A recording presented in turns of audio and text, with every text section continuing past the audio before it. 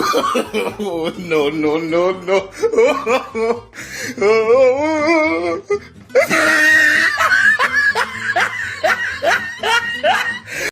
Kala ko dati yung buhay namin puro lang kamalasan, kasabay ng pagpasok ko sa mundo ng paangasan. Pero ayos lang kasi ito ang gusto kong lakaran. Nagulat sila nung biglang lumipad yung akala nilang basahan. Teka muna, dangan-dangan, wag masyadong malakas. Pumuputok na sa loob kasi maraming palabas. Baka meron dyang galit pero hindi lang nila malabas. Hindi kasi ako makasarili kaya pati sila hinila pataas. Teka, ang dami nagbago, ugali pati na mukha mo. Ganyan na ba yung mga dapat gawin para mahalin ng mga tao?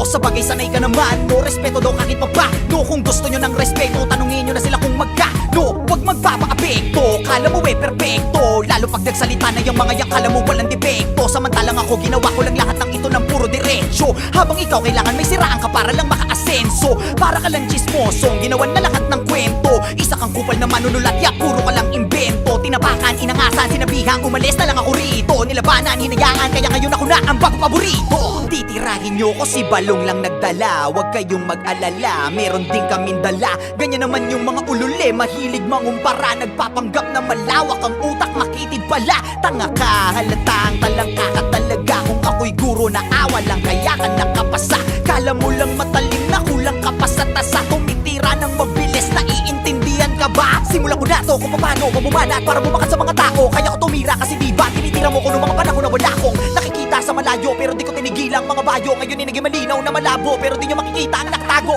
Kala mo yun na di patapos, mga tira ng dila ko di patapon. Nakapila ka di ba, halika ngayon para malaman nila yung kuting sa leon. O siya, sige na, malakas ka na nun. Dapat alam mo na yung panahon, samantalang ako isa na yung mabaon. At alam ko na rin bumalik pa ako. Gusto kong magpahinga sa industriya na parang ang hirap ng huminga. Gusto kong magpahinga sa industriya na parang ang hirap ng huminga. Kulang tong 44 para makwento ko pa lahat ng tunay na nangyari, gagawing pelikula. Kulang tong 44 para makwento ko pa lahat ng tunay na nangyari, gagawing pelikula. Manood ka!